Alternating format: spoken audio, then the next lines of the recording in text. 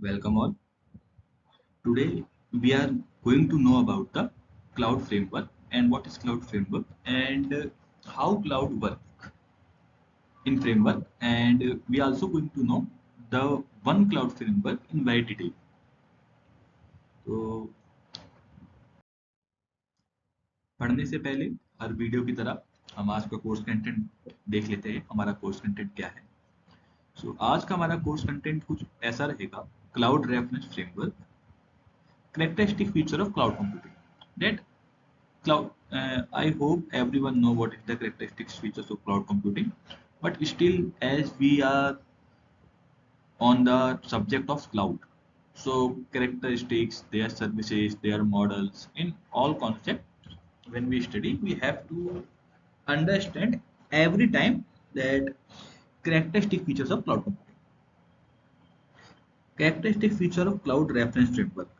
तो इस वीडियो में हम लोग क्लाउड के जो फ्रेमवर्क है उनकी कैरेक्टरिस्टिक्स क्या है। जैसा कि मैंने आप सभी को स्टार्टिंग में बताया था कि आज हम क्लाउड रेफरेंस फ्रेमवर्क के बारे में पढ़ेंगे।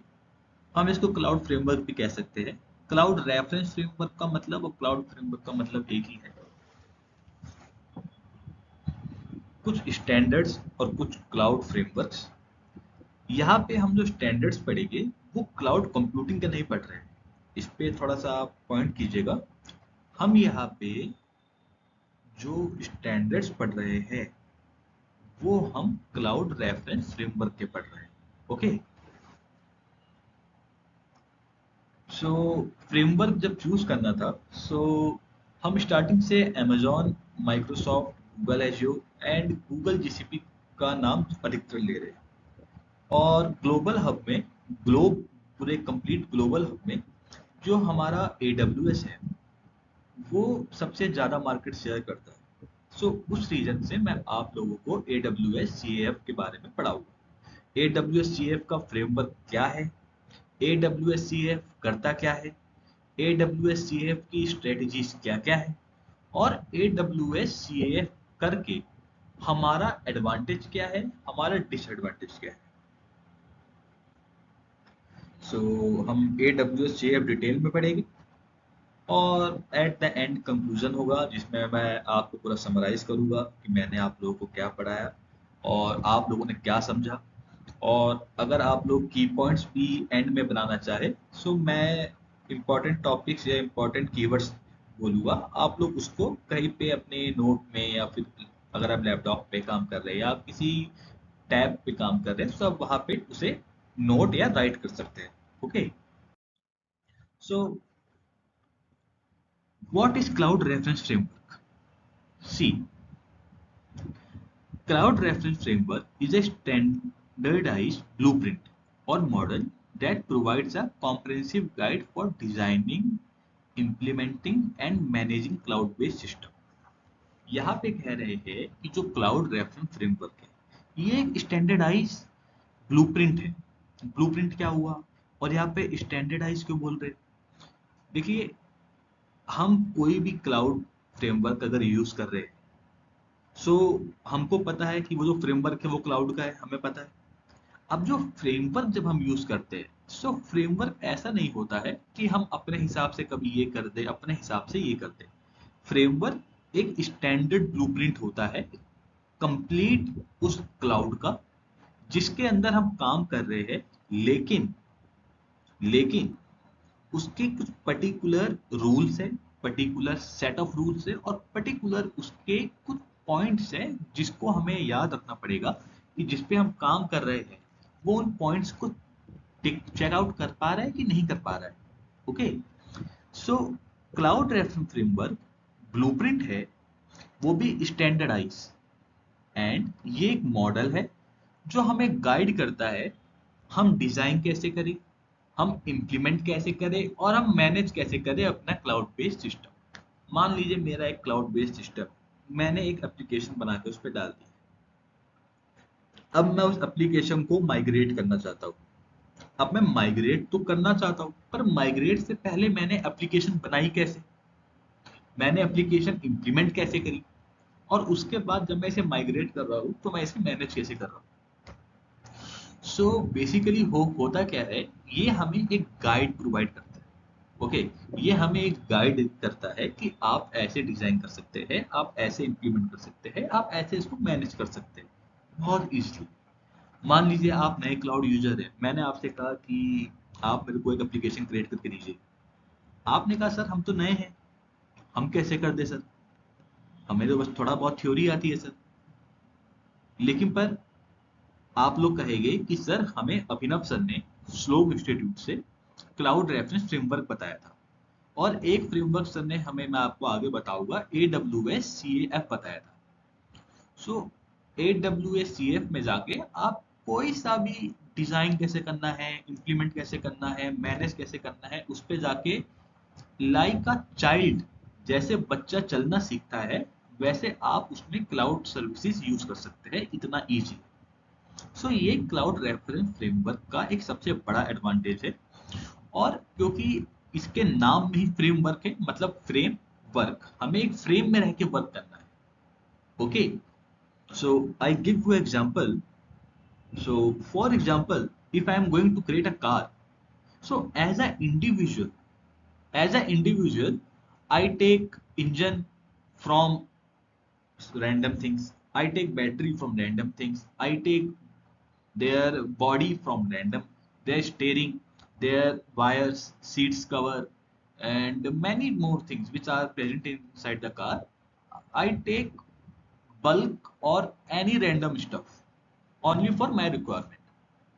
But if you are going to the corporates or giants like Maruti Suzuki, like Honda, like Mercedes, like Audi, like Jaguar, okay, so what you see, आप वहाँ क्या देखोगे, आप देखोगे अगर 5 lakhs की सुजुकी वैगनार निकाल रहा है और होंडा सेम 5 लाख की अपनी कोई होंडा सिटी निकाल रहा है, सो होंडा सिटी का अगर इंजन बहुत अच्छा है, सो वैगन सुजुकी ये नहीं देखेगी कि इसका इंजन अच्छा है मैं भी इसकी कॉपी कर लूं, नहीं। वहां पे उस सुजुकी का जो इंजन है वो अपने साथ साथ 100 ऑफ थिंग्स को भी पूरी कंप्लीट पावर और कंप्लीट यूटिलाइजेशन प्रोवाइड कर पा रहा है, और होंडा 100% पावर यूटिलाइज कर पा रहा है बाकी 100 ऑफ थिंग्स को। ओके, सो यहाँ पे फ्रेमवर्क में चीज ऐसे नहीं होती है कि जो अच्छा है सब उठा लो। यहाँ पे ये चीज ये देख के चीज बनाई जाती है कि हम जो कर रहे हैं उसके साथ जो बाकी चीजें हैं वो कितनी आसान है सीखना, वो कितना आसान है चलाना, वो कितना आसान है उसको समझना। ओके, सो फ्रेमवर्क का काम मैंने आपको समझा दिया कैसे होता है, क्यों होता है, इसकी सर्विसेज कैसे काम करती है, और फ्रेमवर्क की रिक्वायरमेंट क्या है।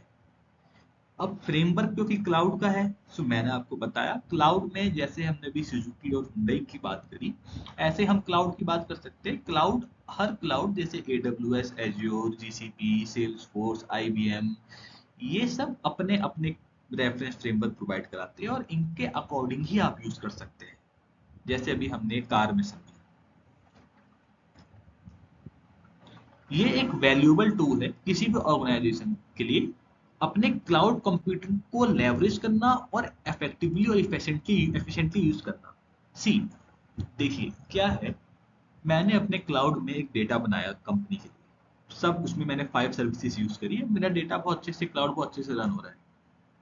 सडन मैं देखता हूँ कि मेरा डेटा बहुत हाई जंप कर गया है, सिक्योरिटी कोलैप्स हो रही है, और क्लाउड ने एक नए फीचर डाल दिए हैं और पुरानी सर्विसेज को थोड़ा बैक कर दिया है।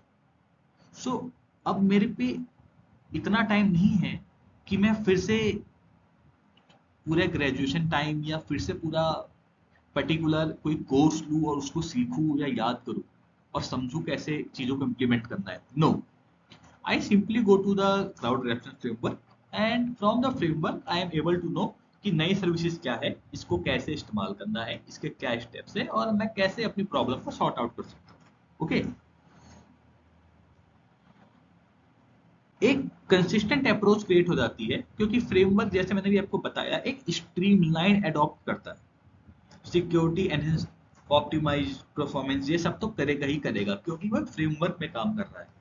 ओके, जैसे मैंने अभी आपको कार का एग्जांपल दिया, car as a individual mechanic अगर सब मिल जाए तो एक बना सकते हैं, बट एक जो कंपनी और एक जो कंप्लीट एक जो असेंबली लाइन बनाती है, उनके अपने प्रोसीजर्स होते हैं।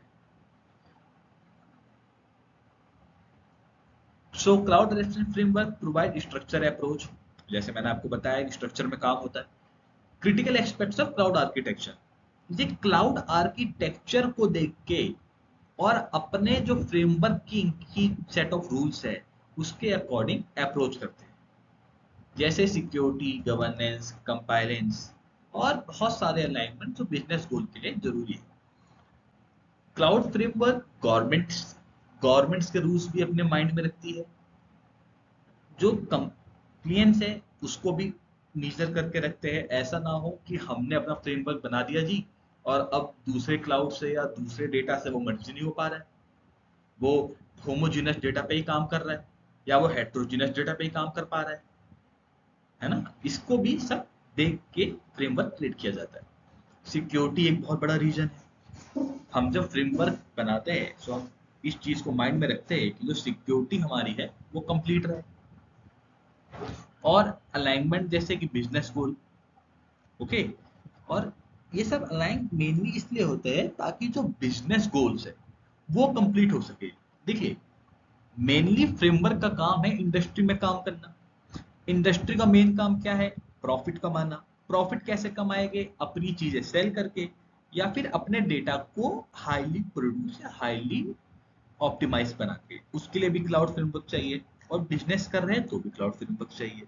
सो जो मेन पर्पस क्लाउड फ्रेमवर्क का है वो ये है कि जो हमारा बिजनेस गोल है वो कैसे कंप्लीट एफिशिएंट यूज हो सके और कंप्लीट एक पर्टिकुलर पॉइंट पे पहुंच सके जहां से हमारा एडवांटेजेस और जहां से हमारा प्रॉफिट स्टार्ट हो जाए। Okay, now framework often incorporate best practice, industry standards, and real-world experience to ensure a robust and reliable cloud environment. So, हम ये सब बात इन 4 पॉइंट्स में कर चुके हैं। ये फ्रेमवर्क हमको रिलायबल एनवायरनमेंट देता है, हमको एक रियल वर्ल्ड एक्सपीरियंस देता है, इंडस्ट्री स्टैंडर्ड्स देता है और best practice. Now some characteristic features of cloud reference framework. जैसे मैंने आपको कहा था कि अब तक हम क्लाउड कंप्यूटिंग पढ़ रहे थे, बट अब हम क्लाउड रेफरेंस फ्रेमवर्क पढ़ेंगे। क्लाउड रेफरेंस फ्रेमवर्क हम लास्ट पीपीटी से जान चुके हैं। क्लाउड रेफरेंस फ्रेमवर्क क्या होता है, कैसे काम करता है। So here are the some points, these are not the only points, these are the some points which I note here. Okay, ये पॉइंट्स आपको समझने में आसानी होगी इसलिए मैंने आपके लिए लिखे हैं। So cloud reference framework encompass करता है set of defining characters that contribute to their effective and adoption. These include, तो ये क्या है?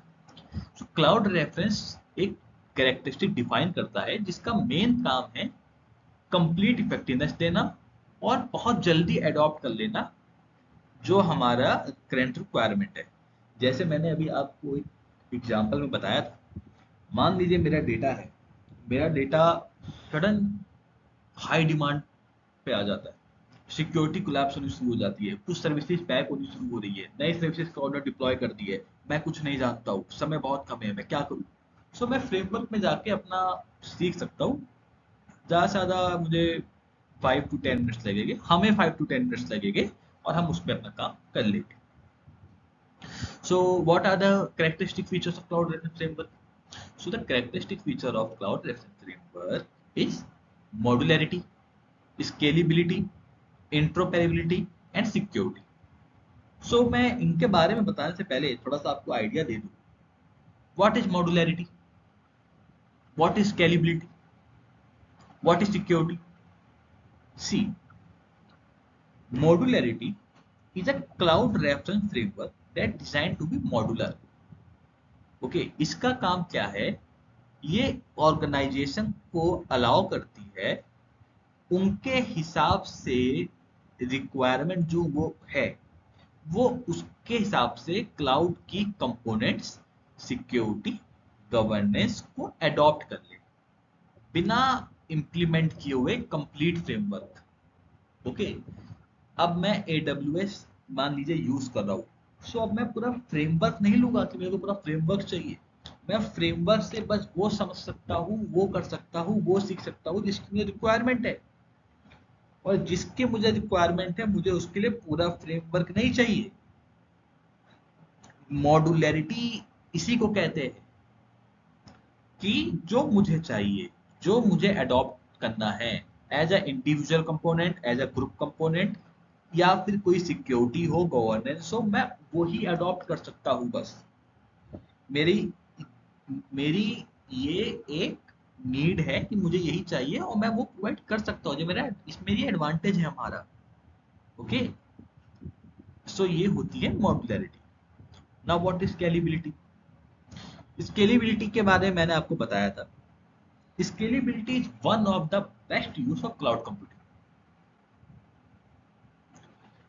सो जो फ्रेमवर्क है हमारा, वो क्रिटिकल फीचर जैसे कि स्केलेबिलिटी, इसको भी अडॉप्ट कर लेता है।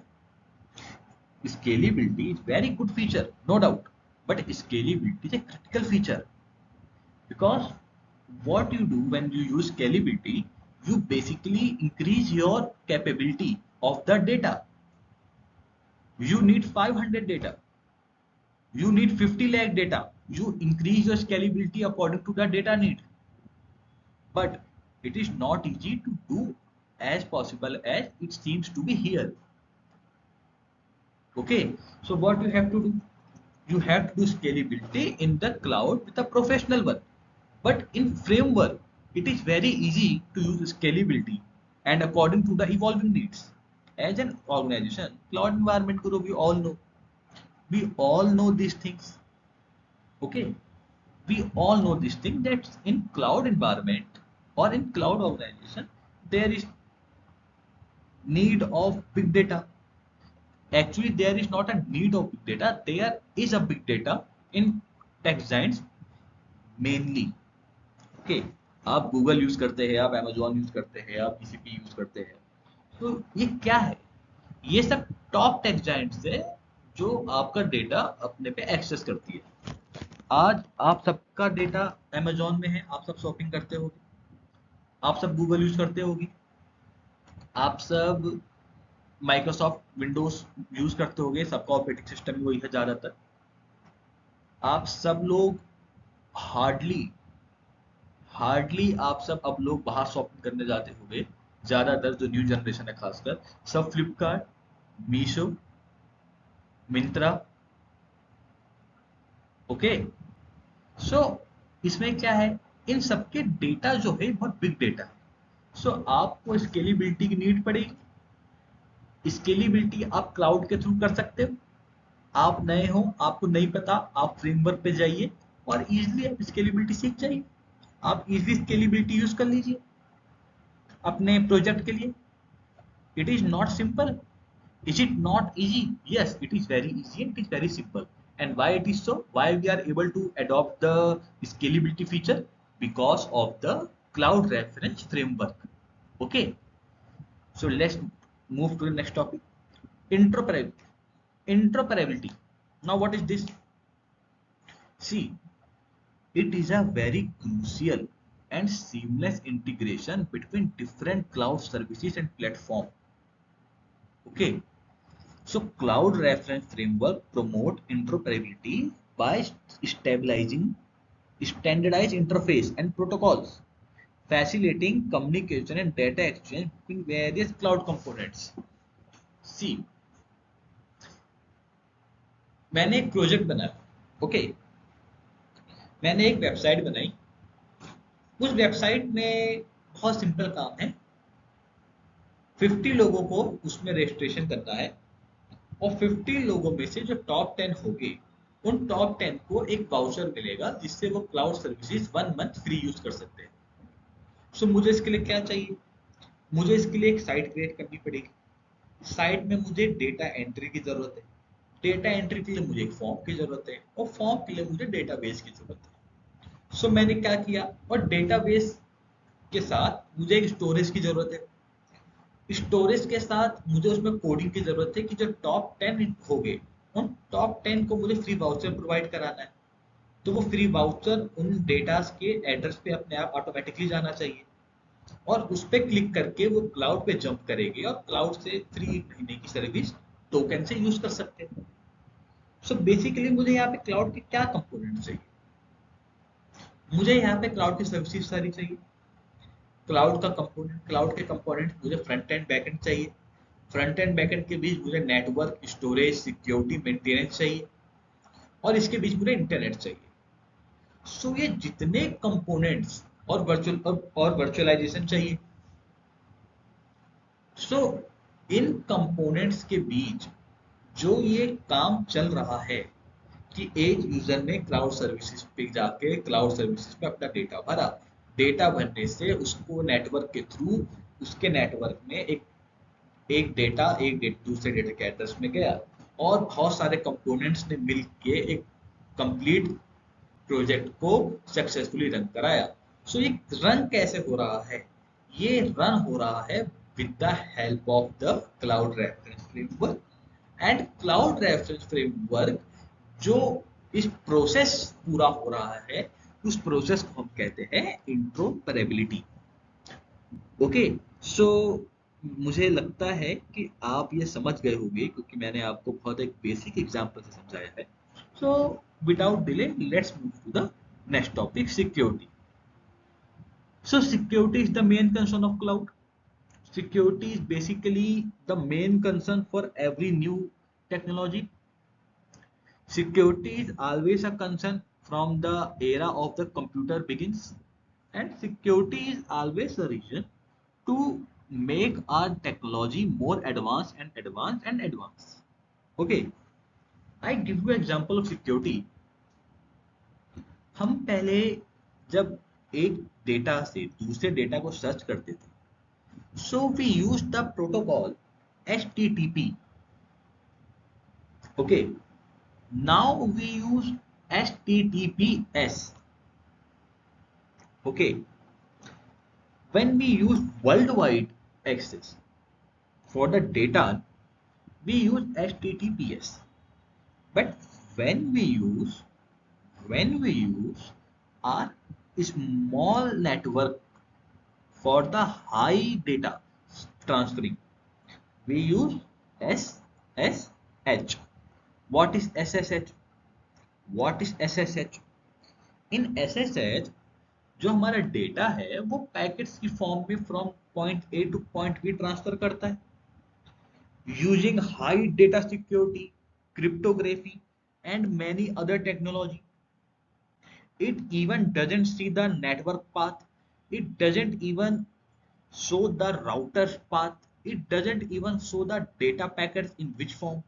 So हमने सिक्योरिटी को वर्ल्ड वाइड एक्सेस में HTTP से HTTPS में किया, और नेटवर्क के लिए हमने SSH यूज किया.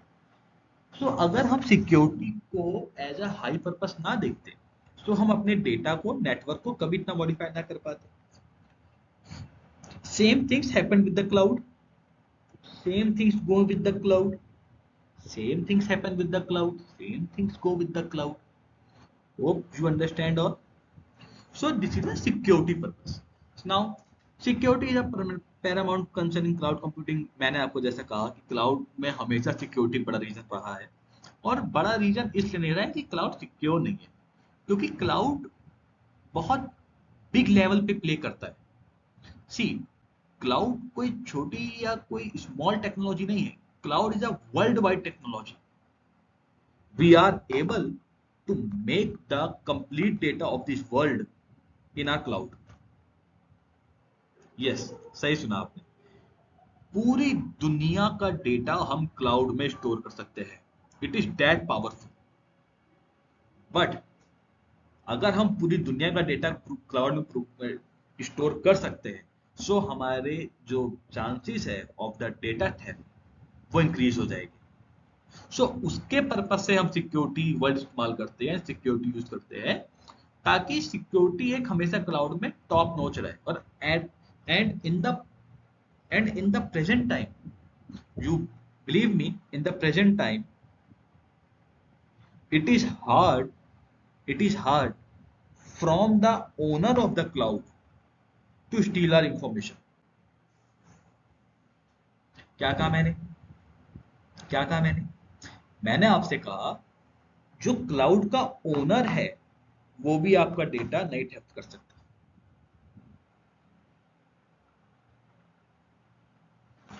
This is the power of cloud security, and this is the most powerful technology in the present technology. Why it is so? Because it is capable to work entirely as compared to the complete team. If you are a cloud professional, you singly equal to the number of people from a particular team. Either it is front end, back end, security, networking, IoT, any service they provide. Cloud is the only one who provide anything with complete security.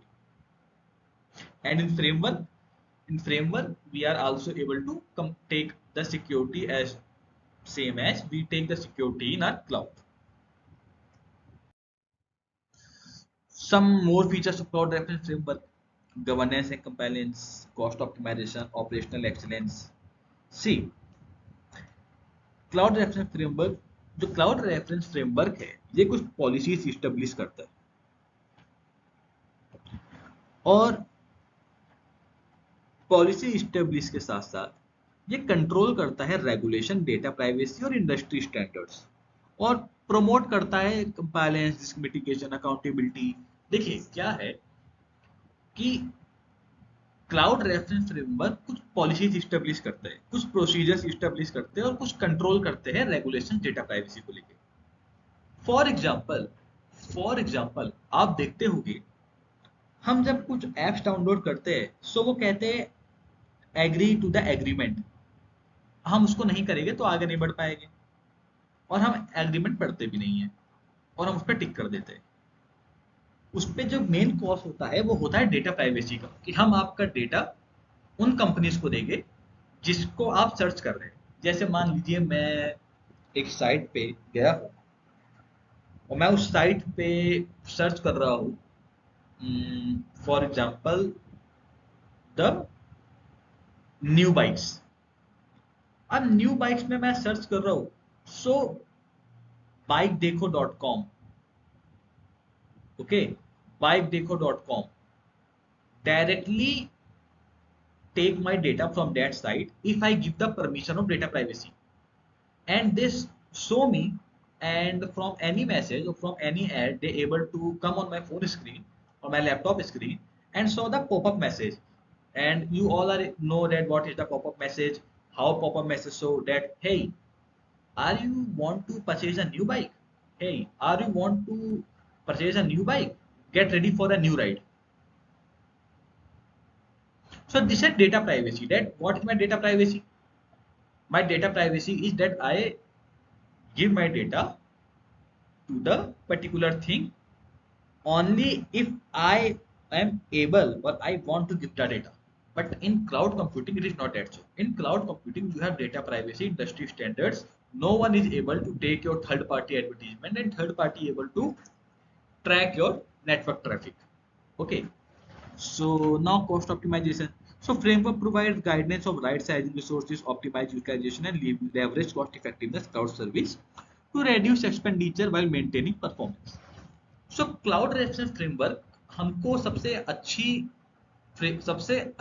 Resources और सबसे अच्छे से जो utilise हो जाए वो services दिखाएगा और कोशिश करेगा कि जो हमारी डिमांड, जो हमारी रिक्वायरमेंट है वो सबसे कम एक्सपेंडिचर में हो जाए. सो क्लाउड फ्रेमवर्क हमारी मदद ऐसे करता है in terms of cost optimization. Now operational excellence. See, framework enhance efficiency through automation, okay, standardized and best practice streamline cloud computing, simplifying operation and ensure a reliable secure cloud environment. So cloud computing का जो operational excellence है, I think ये हर cloud engineer को बहुत अच्छा लगेगा. इसका काम है आपको सबसे efficient automation provide करना, complete automation आपको provide करेगा. एक स्टैंडर्डाइज आपको प्रोवाइड करेगा और बेस्ट प्रैक्टिस देगा क्लाउड मैनेजमेंट की। बेस्ट प्रैक्टिस क्या देगा क्लाउड मैनेजमेंट? आप जब क्लाउड में कुछ भी यूज कर रहे हैं सो वहां पे एक क्लाउड मैनेजमेंट होता है जो आपके सब सर्विसेज को, सब टास्क को चेक मॉनिटर करता रहता है और मैनेज करता रहता है कि आप हमेशा एक पॉजिटिव और एडवांटेजियस साइड पे रहे। दूसरा, ये आपके ऑपरेशंस को बहुत सिंप्लीफाई कर देता है। आप फ्रेमवर्क पे गए, आपने देखा, आपने सर्च किया, आपने स्टेप्स देखे, या आपने पर्टिकुलर सर्विस यूज करी, फ्रेमवर्क के अंदर आप पर्टिकुलर उस चीज को बहुत जल्दी अडॉप्ट कर। ये आपको बहुत एंश्योर और रिलायबल क्लाउड एनवायरनमेंट प्रोवाइड करता है। So now some common standards for cloud framework. What are the common standards? भाई हमको क्लाउड रेफरेंस फ्रेमवर्क तो पता चल गया, स्टैंडर्ड्स भी पता चल गए, पर कॉमन स्टैंडर्ड्स क्या है? भाई अमेजोन का अपना क्लाउड स्टैंडर्ड है, एज्योर का अपना क्लाउड स्टैंडर्ड है, जीसीपी का अपना क्लाउड स्टैंडर्ड है, आईबीएम का अपना क्लाउड स्टैंडर्ड है, सेल्सफोर्स का अपना क्लाउड स्टैंडर्ड है, टीसीएस का अपना क्लाउड स्टैंडर्ड है, विप्रो का अपना क्लाउड स्टैंडर्ड है। सो अब हम क्या करें? अब हम सबके फ्रेमवर्क पढ़ेंगे? नहीं। सो कंप्लीट क्लाउड टेक्नोलॉजी को देख के एक कॉमन स्टैंडर्ड्स क्रिएट किए गए। वो क्या है? So I hope you all are able to see on my screen that there are some common standards like NIST cyber security framework. So if you don't know what is NIST is the National Institute of Standards and Technology. So NIST जो standards set कर देती है, फिर वही standards complete set होते हैं। Okay, अगर NIST मान लीजिए कहती है कि क्लाउड फ्री है, सो जो भी क्लाउड दुनिया के बाहर है बट अगर वो इंडिया में है सो उसको वो फ्री करना पड़ेगा। और अगर एनआईएसटी कह दे कि हम सब क्लाउड को कॉस्ट या पर्टिकुलर पे पर यूज के अकॉर्डिंग आप यूज आपको करना कंपलसरी है, फ्री कुछ नहीं है। सो चाहे वो कोई दुनिया में फ्री दे रहे हो, आपको उसको पैसा देना पड़ेगा। So NIST is a very big institute and very broad and very standardized institute. Okay, so it's provide a comprehensive approach to managing cyber security risk for cloud environment. So इन्होंने कुछ cyber security risk बताए हैं cloud environment के प्रति, और उसको tackle कैसे करना है और क्या है और उसके अप्रोचेस क्या है वो उन्होंने सेट किए। आपको इसमें बहुत ब्रीफ में नहीं जाना है, बस आपको यहाँ पे रेफरेंस फ्रेमवर्क समझने हैं।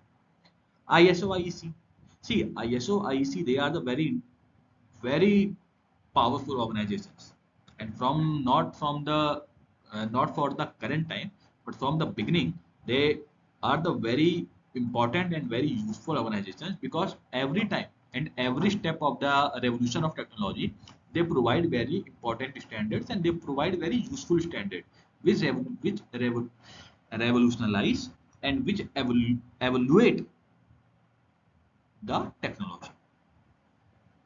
So it Information Security Management System ISMS that outlines best practice for managing information security risk, including these associated with cloud services. COBIT 5 Information System Audit and Control Association. So what are they? So they are the some audit part and controlling part that they provide a framework for governing and managing IT, including cloud computing, to ensure alignment with business goal, risk and compliance requirement.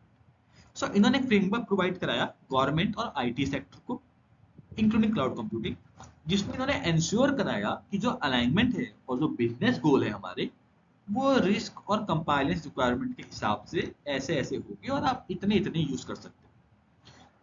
Now government चाहे cloud use करे, चाहे कोई governing body cloud use करे, but कोई भी government अपने user का या अपनी कंट्री का मेन डेटा तो क्लाउड में नहीं अपलोड करेगी। मान लीजिए इंडिया का न्यूक्लियर कोड है और इंडिया की एक कंप्लीट इंफॉर्मेशन है कि इंडिया के न्यूक्लियर्स कहाँ है, इंडिया के न्यूक्लियर कोड कहाँ रखे गए हैं और इंडिया का न्यूक्लियर डेटा सेंटर्स कहाँ कहाँ है, वो तो क्लाउड में नहीं अपलोड कर सकते। So there are some governing and managing IT rules for them.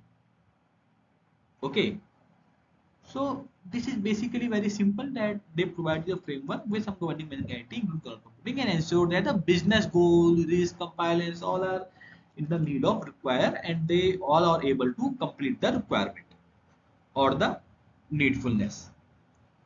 TOGAF, the open group, a framework for enterprise architecture that can apply to cloud computing. See, it's a framework for enterprise architecture.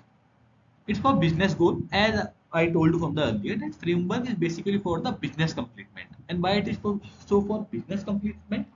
It is so for the business completement because you have to take cloud computing for particular task, and that task is mainly for a purpose, and the purpose for the cloud computing, as it take all the data, is take all the services, is do all the work from as compared to a team. So basically it's for business or goal oriented. So that's why it's a framework for enterprises architecture. Okay, it's also provide a structured approach for designing and implementing and managing cloud. So these are the some common standards for cloud reference framework. You have to remember these four. You have to know what are the roles. You have to know what are the full forms, and mainly you have to know the top three, that NIST, what is NIST, what is ISO, what is COPIT5. TOGF is also important. See, they all are important. They all are important. But the top three are that one which is basically the foundation for the standards.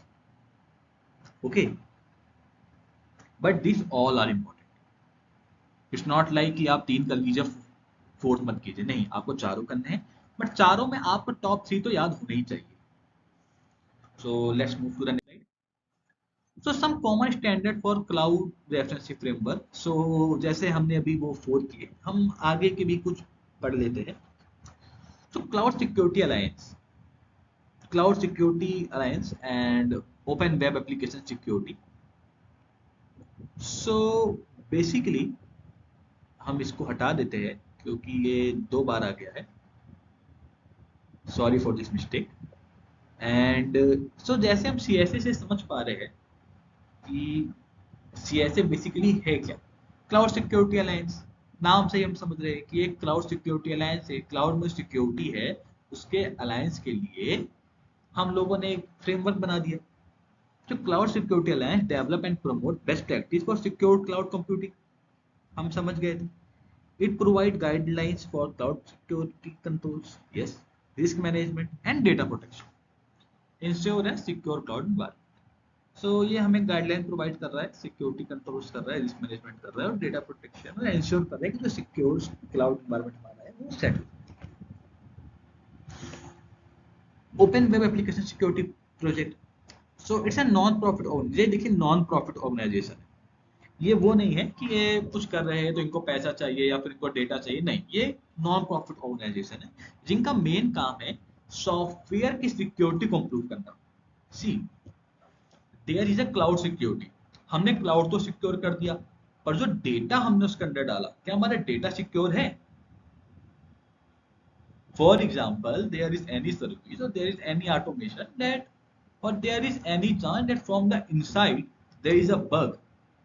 There is a bug in my application, I don't know, when I deploy it on my cloud. And when I deploy it on my cloud, I see that there is a bug.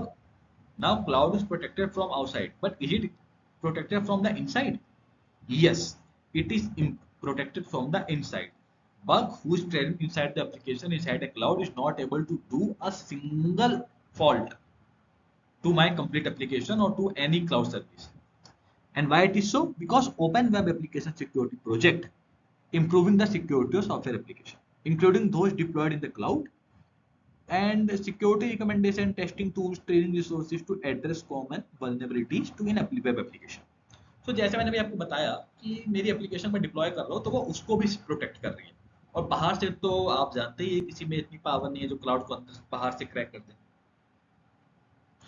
सो इसको हम मिटा देते हैं क्योंकि ये हमने 2 बार शायद ये गलती से आ गया होगा। So hope you know everything about the some common standards of the cloud, है ना? आप समझ गए होंगे क्लाउड क्या है। चलिए इस पे क्लाउड बना देते हैं, ठीक है? Okay okay, so let's move to the next slide. Now we talk about the framework, important topic. हमने फ्रेमवर्क जान लिया, हमने क्लाउड रेफरेंस फ्रेमवर्क जान लिया, हमने कुछ स्टैंडर्ड्स जान लिए। क्लाउड के स्टैंडर्ड्स क्या है, क्लाउड के स्टैंडर्ड्स कौन कौन से हैं? NIST, CSA, okay, TOGAF, okay, and वो जो अभी हमारा हमने जो पीछे देखा OSWF।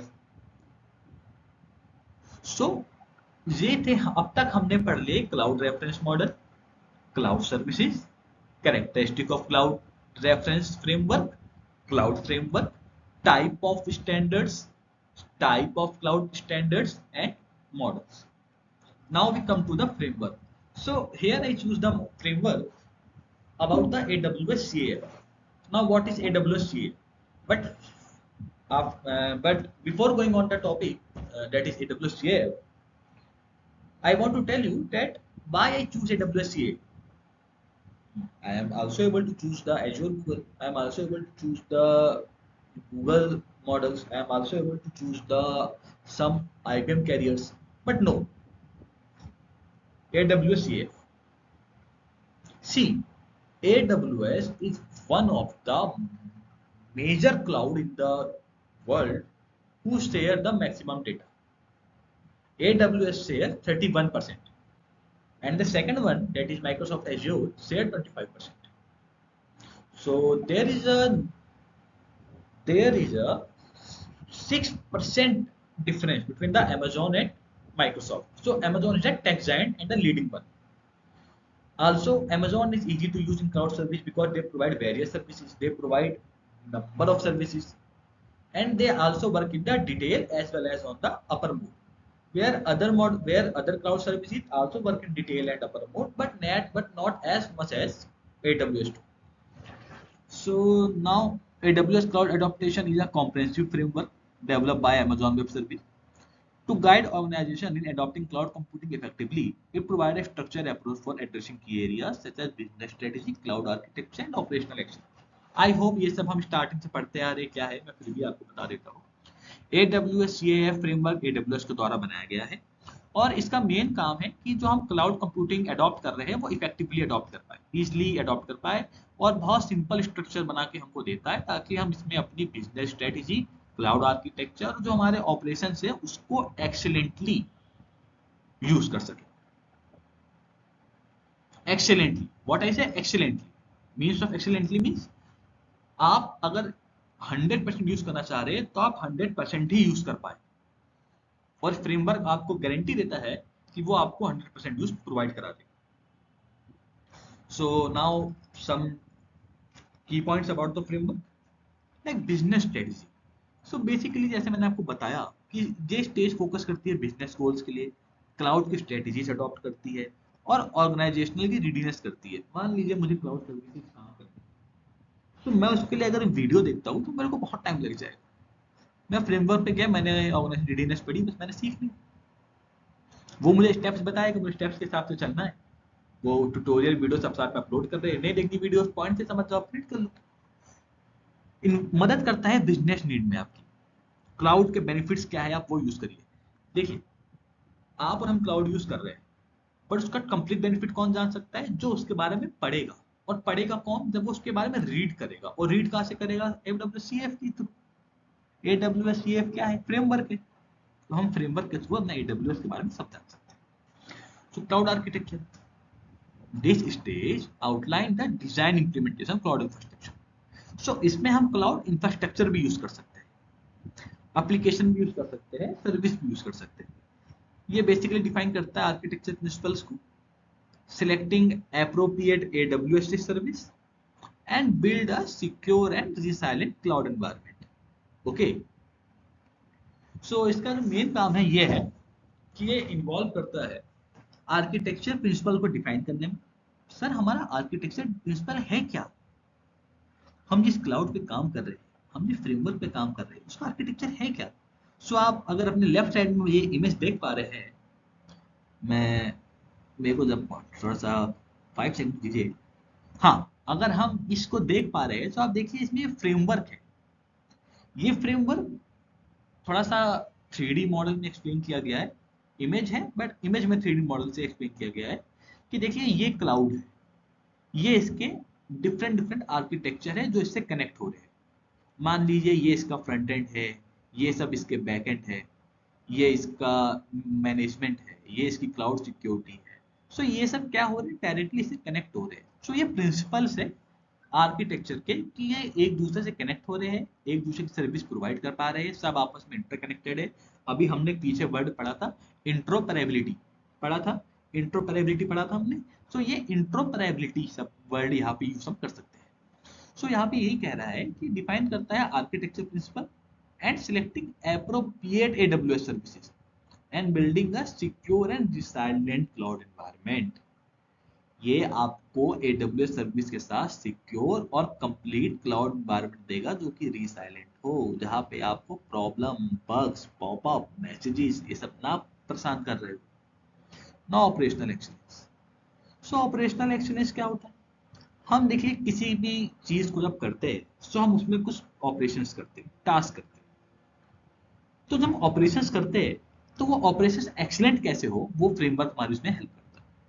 सो ये फोकस करता है ऑप्टिमाइजेस क्लाउड ऑपरेशंस को, हाई अवेलेबिलिटी परफॉर्मेंस, और मैनेज करता है कॉस्ट इफेक्टिव, और इंप्लीमेंट और इन्वॉल्व करेगा implement automation, monitoring and incident response process to ensure a stable and efficient cloud environment. Okay, so इनका मेन रोल ये रहता है। थोड़ा और पढ़ते हैं। What is AWS CAF other framework provides? So they basically provides security and compliance, cost optimization, governance and operation, migration and modernization. These two words, security, wait a minute, these two words, security and migration, modernization, these two are the important one.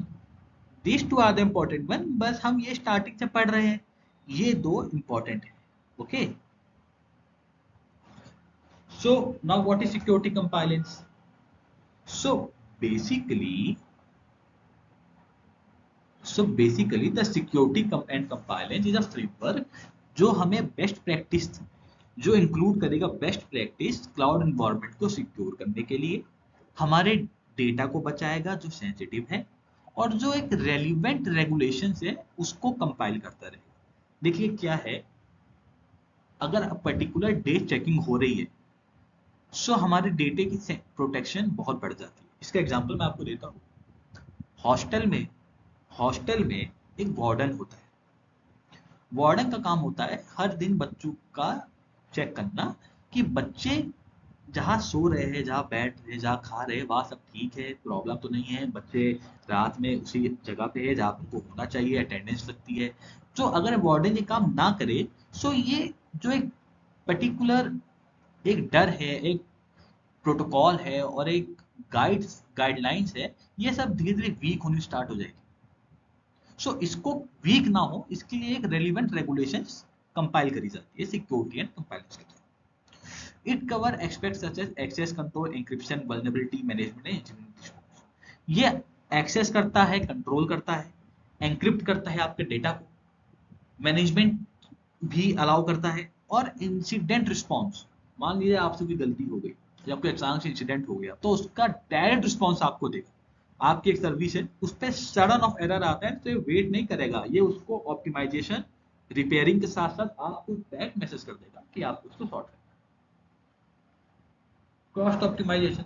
So cost optimization जैसे मैंने आपको बताया जब AWS के through है, management tools use कर सकते हैं, बहुत सारे सर्विसेज यूज कर सकते हैं, और ये कंप्लीट आपकी हेल्प करेगा कि आप जो भी यूज करो उसका कम से कम पैसा दो, कम से कम और एक्सीलेंट क्वालिटी का आपका काम हो जाए। Governance and operation. Framework address करता है गवर्नमेंट और operational action based policies, procedures and control for managing cloud resources effectively. जो फ्रेमवर्क है वो एड्रेस करता है जो गवर्नमेंट ऑपरेशंस कर रही है वो सबसे एक्सीलेंट हो, सबसे अच्छे पॉलिसीज हो, सब बढ़िया हो, सब बहुत अच्छा हो, और ये प्रोवाइड करने का काम है फ्रेमवर्क का। ये मॉनिटरिंग, ऑटोमेशन और इंसिडेंट मैनेजमेंट को भी नजर रखता है। Migration and modernization. So AWS CAF guidelines guide करता है migrating existing application and workload to the cloud. मान लीजिए मेरी एक एप्लीकेशन है, मैंने उसको अपने लोकल सर्वर पे बनाया है। अब मुझे लग रहा है कि मैं अपनी टीम को अमाउंट पे नहीं कर पाऊंगा, और मेरी टीम भी काम वैसा नहीं कर रही है जैसा मेरी टीम को करना चाहिए था। So now what I have to do, मैं क्या करूं? सो मैंने क्या किया, मैंने कहा ठीक है सर, मैं क्लाउड इंजीनियर हूं, मैं अपना सब काम क्लाउड के थ्रू कर लूंगा। अब मुझे अपनी कंप्लीट एप्लीकेशन जितनी अब तक वो रन हो रही है, वो एक डोमेन भी है उसका, साइट पे भी रन हो रही है, उसका डेटा भी है, उस पर एड्स भी आ रहे हैं, मनी भी जनरेट हो रहा है। अब मैं क्लाउड में इसको डालूं तो सर मेरा डेटा लॉस है, मेरा नुकसान तो नहीं हो जाएगा? सर मैंने तो क्लाउड में डाला, मेरा तो वेबसाइट क्रैश हो गई, मेरा सर पैसा भी चला गया, सब खत्म हो गया सर, अब मैं क्या करूं? नहीं, AWS ये प्रोवाइड करता है कंप्लीट गाइड, गाइड करेगा आपको।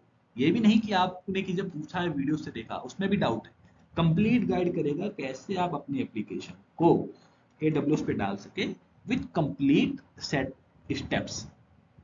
और ये कवर करेगा बहुत सारी माइग्रेशन स्ट्रेटजीज को, including lift and shift, replatforming, rearchitecturing to ensure smooth transition to cloud. मान लीजिए आपने सोचा कि मैंने तो क्लाउड में डाल दिया, बट क्लाउड तो बहुत अच्छा है, ये तो मुझे नए नए आर्किटेक्चर प्रोवाइड कर रहा है, नए नए प्लेटफॉर्म प्रोवाइड कर रहा है, नई नई चीजें प्रोवाइड कर रहा है, जिससे मेरी जो एप्लीकेशन है ये तो बहुत मॉडिफाई हो सकती है। बट मुझे डर है कि कहीं मैं नुकसान में तो ना आ जाऊँ, कि मेरा सिस्टम तो नहीं बिगड़ जाएगा, मेरा डेटा तो नहीं खराब हो जाएगा, मेरा सर्वर क्रैश तो नहीं हो जाएगा एप्लीकेशन का? नहीं, ऐसा कुछ नहीं होगा। ये आपको रीप्लेटफॉर्म, री आर्किटेक्चर प्रोवाइड करेगा, माइग्रेशन स्ट्रेटजीज प्रोवाइड करेगा, एक स्मूथ ट्रांजिशन बना के क्लाउड में रखेगा, और कंप्लीट आपको इंश्योर कराएगा कि आपका कॉस्ट ऑप्टिमाइजेशन कम से कम हो, और आपका जो गवर्नेंस ऑपरेशन है वो भी कंप्लीट प्रोटोकॉल फॉलो करे, और सिक्योरिटी आपको टॉप नॉच मिले। सो these are the some key points which we talked earlier. So here is this is only the conclusion. From we are able to came here that AWS CAF promote a structured approach to cloud adoption, guiding organization through a series of steps. It includes, so ये क्या करता है? सबसे पहले ये आपको business strategies provide करता है। सबसे पहले ये आपको बिजनेस स्ट्रेटेजी प्रोवाइड करता है, फिर आपको क्लाउड आर्किटेक्चर प्रोवाइड करता है, ऑपरेशनल एक्सलेंस प्रोवाइड करता है, security and compliance, governance and operation and migration and modernization provide करता है। हम ये सब बात इसलिए 1 आवर से बोल रहे हैं, हम समझा भी रहे हैं, और मैं उम्मीद करता हूँ आपको समझ भी आई होगी। थोड़ा सा इसके बारे में बस 1 लाइन पढ़ लेते हैं। So business strategy, define business goal, access cloud benefit and develop cloud adoption road map. Business strategy आपको कैसे करनी है सब आपको बताएगा, आपको मदद करेगा डिजाइन और इंप्लीमेंट करने में नए cloud infrastructure application services. Operation optimize cloud operation, manage cost and ensure high availability and performance. Security and compliance, and establish secure cloud environment, protect sensitive data and compile with relevant regulation. Develop policies, procedures and controls for managing cloud resources effectively. Security में आपको complete security देगा, governance में check करेगा आप जो policy develop कर रहे हो या जो प्रोसीजर्स कंट्रोल्स हो रहे हैं वो क्लाउड रिसोर्सेज इफेक्टिवली कर पा रहा है कि नहीं कर पा रहा है, और जो इफेक्टिवली कर पा रहा होगा वही वो आपके लिए करेगा। माइग्रेट आप इजीली कर सकते हैं, एग्जिस्टिंग एप्लीकेशन को कर सकते हैं, नई एप्लीकेशन को कर सकते हैं, री आर्किटेक्चर कर सकते हैं, री प्लेटफॉर्म कर सकते हैं, आप उसको जैसा चाहे अपने हिसाब से कर सकते हैं। सो ये AWS CF के बारे में कंप्लीट एक आपको बताया that there are cloud models, there are cloud services, then there is cloud framework, then there are some standard and protocols for the cloud reference framework. Then I talk about the one cloud reference framework, that is cloud AWS CAF. In AWS CAF we are able to know that this is a business, that is a used for the business strategy.